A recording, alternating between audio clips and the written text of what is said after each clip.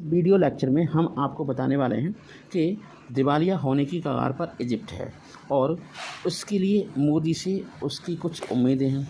और इस video lecture में कुछ पॉइंट्स को डिस्कस करने वाला हूं, जैसे कि किस तरह के संकट में है इजिप्ट की समस्या क्या है, मौजूदा राष्ट्रपति के किन फैसलों से जनता खुश नहीं है, भारत से क्यों उम्मीद लगा के रखी हुई है इजिप्ट ने, पीएम मोदी का इजिप्ट में प्रोग्राम क्या है, क्या क्या पॉइंट्स हैं। तो यह भी समझने की कोशिश करें कि क्या है। चलिए बात करते हैं। काहिरा से निकलकर पूरब की ओर बढ़ते हुए चंद मिनट की ड्राइव के बाद ही नज़र आने लगती है ऊंची ऊंची इमारतें, जिनके सिर पर बैठी विशाल क्रेन ऐसी लगती है जैसे तार आपस में उलझ गए हों।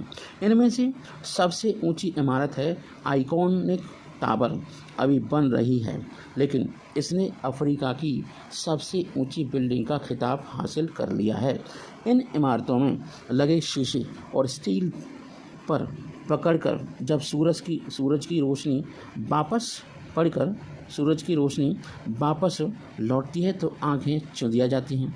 तपती रेत और धूप के बीच एक सपना आकार ले रहा है, जहाँ इजिप्ट की नई राजधानी का सपना विजन 2030, जिसके तहत इस दशक के आखिर तक मुल्क की सूरत बदल देनी है।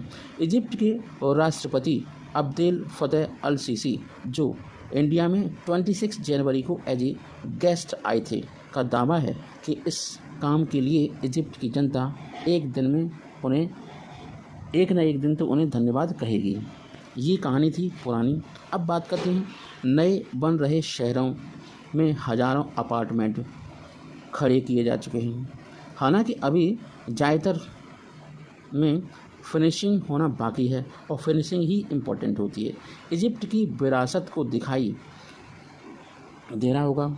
इजिप्ट की विरासत को दिखाती हुई विशाल मस्जिदों और पार्क का निर्माण किया जा रहा है और राष्ट्रपति अल सीसी चाहते हैं कि नई राजधानी पूरी तरह हाईटेक हो, कैमरे के जरिए निगरानी रखी जाए, पूरे शहर की बेस्ट मैनेजमेंट और पानी की सही इस्तेमाल के लिए आर्टिफिशियल इंटेलिजेंस का इस्तेमाल हो और आम लोगों को अपनी शिकायतें दर्ज कराने के लिए ऑफिस के चक्कर न काटने पड़ें।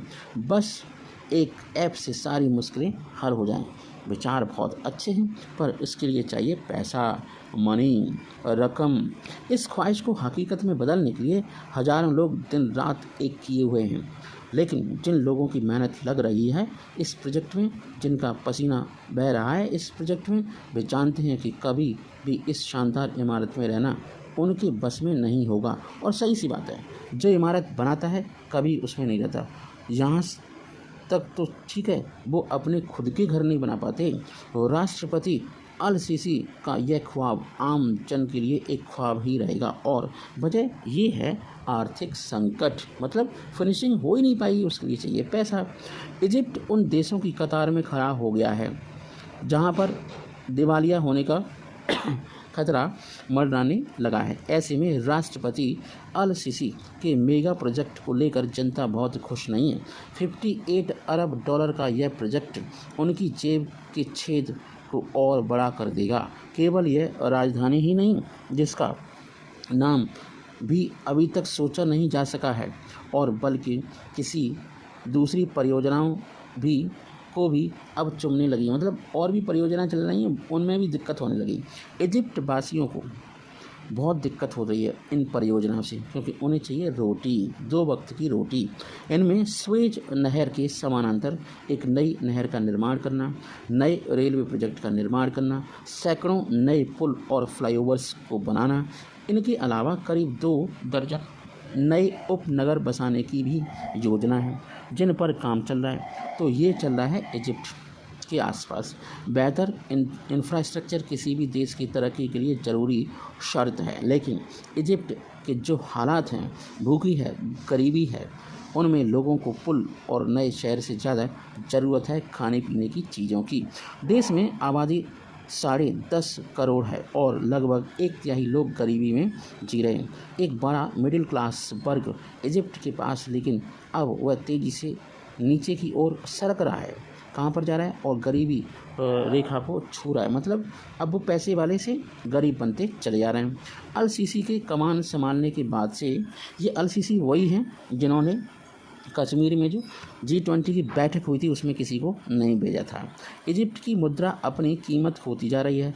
डॉलर के मुकाबले इसका भाव 5 से 6 गुना नीचे आ चुका है। केवल पिछले साल ही नहीं, इसकी कीमत आधी गिर गई थी। इसकी वजह से अगर आपको बताएं, महंगाई दर बेहिसाब भाग रही है, मतलब ये भी पाकिस्तान की तरह भिखारी बन चुका है। इजिप्ट उन देशों में से है जिसे अपनी जनता का पेट भरने के लिए भारी मात्रा में गेहूं आयात इंपोर्ट करना पड़ रहा है, और इस महीने से ही सरकार ने जो बजट पेश किया उसमें अनुमान लगाया गया है कि उसे अपनी सब्सिडी प्रोग्राम के लिए 80 लाख टन से ज़्यादा गेहूं चाहिए होगा। मुश्किल ये है कि इसके लिए विदेशी मुद्रा कहाँ से आएगी, कहाँ से पैसे आएंगे, क्योंकि पिछले महीने ही इजिप्ट के पास गेहूं के दाम चुकाने के लिए पैसे नहीं थे। ये रही इजिप्ट की कहानी, कंगाली इजिप्ट की कहानी। तो रूस यूक्रेन युद्ध की वजह से इजिप्ट की मुश्किलें ज़्यादा बढ़ गई हैं, क्योंकि दुनिया में गेहूं का सबसे ज़्यादा निर्यातक कौन है? यूक्रेन। यूक्रेन में काफ़ी बड़ा लैंडमार्क है, और अल-सीसी सरकार के सामने परेशानी यह है कि वह जनता की भूख को नज़रअंदाज नहीं कर सकती, लेकिन साथ में अपने ड्रीम प्रोजेक्ट को भी नहीं रोकना चाहती। ऐसे में कमाई से ज़्यादा खर्चे भी हो रहे हैं। देश की संसद में अगले 1 साल के लिए रखे गए बजट में खर्चे के कॉलम में 94 अरब डॉलर से ज़्यादा, जबकि कमाई है 70 अरब डॉलर से कम। अब बताइए, 20 अरब डॉलर का फासला कमाई और खर्चे में, तो बर्बादी तो होनी है। एक रिपोर्ट बताती है कि अल-सीसी के दौर में जीडीपी की तुलना में कर्ज का अनुपात 2 गुणों से ज़्यादा हो चुका है। सरकार पर कई लोन हैं जिनकी किस्त देनी है। ऊपर से परेशानी की बात तो यह है कि भारत से मतलब बाहर से निवेश भी नहीं आ रहा, कोई इन्वेस्ट नहीं कर रहा, बल्कि वापस जा रहा है। पिछले साल ही शुरुआत के 9 महीनों में विदेशी निवेशकों इन्वेस्टर ने 20 अरब डॉलर निकाल लिए थे। अब बताइए कैसे और बर्बादी बढ़ती चली जा रही है। साल 2014 में राष्ट्रपति मोहम्मद मोरसी का तख्ता पलटकर सत्ता में शीर्ष पर पहुंचे अल-सीसी ने शुरू से ही इजिप्ट में बदलाव की शुरुआत की। आरोप लगे कि विरोध में बोलने वालों को उन्होंने सलाखों के पीछे पहुंचा दिया। एक अनुमान के मुताबिक इजिप्ट की जेलों में करीब 60,000 से ज़्यादा राजनीतिक बंदी कैदी हैं, लेकिन आर्थिक बदहाली से जूझ रही जनता में अब सेना से ज़्यादा डर महंगाई और भूख का है। यही वजह है कि उसने बोलना शुरू कर दिया है। एक वर्ग का आरोप है कि सेना अब बिजनेस में उतर आई है, बड़ी प्रोडक्ट्स में उसकी हिस्सेदारी है, और वह अपनी इकोनॉमिक कंट्रोल को खोना नहीं चाहती। सेम कंडीशन पाकिस्तान की भी है। कहीं कुछ होता है झिंझलाने लगता है, पेट भूखा है तो झिंझलाने के अलावा कुछ है नहीं। गुस्सा अल-सीसी के फैसलों और चुनी गई सरकारों को उखाड़ फेंकने के लिए भी है, और इस सरकार के पीछे ज़्यादातर जनता पीछे पड़ गई है। कई राजनीतिक विश्लेषकों का मानना है कि अगर चुनाव निष्पक्ष ढंग से होते हैं और पूर्व राष्ट्रपति होस्नी मुबारक के बेटे गमाल मुबारक को खड़ा होने की इजाज़त मिल जाती है, तो अल-सीसी के लिए तीसरे कार्यकाल को पाना मुश्किल हो जाएगा।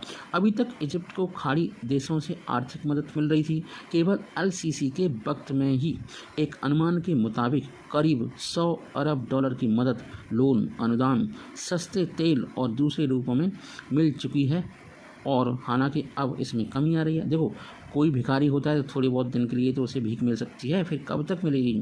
ताज़ा आर्थिक और राजनीतिक संकट के बीच इजिप्ट और अल-सीसी की बड़ी उम्मीद है भारत से। अल-सीसी ने गणतंत्र दिवस समारोह में मुख्य अतिथि के रूप में शिरकत की थी, और अब उन्हीं के बुलावे पर पीएम नरेंद्र मोदी इजिप्ट पहुंचे हैं। साल 1997 के बाद किसी भारतीय प्रधानमंत्री का यह पहला दौरा है इजिप्ट के लिए। मोदी 2 दिन की राजकीय यात्रा पर गए हैं। विदेश मंत्रालय के मुताबिक पीएम मोदी की राजकीय यात्रा के दौरान दोनों देशों के आपसी संबंधों को मजबूत बनाने और आर्थिक सहयोग बढ़ाने की भी चर्चा होगी।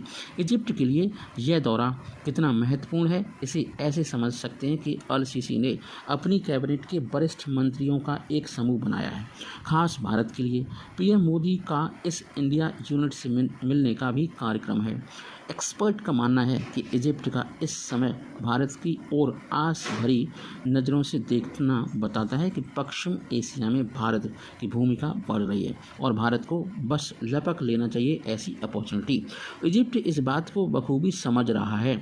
वहीं भारत के लिए मौका है कि वह इस क्षेत्र में चीनी घुसपैठ का जवाब दे सके, कायरा के साथ रिश्ते मजबूत कर सके।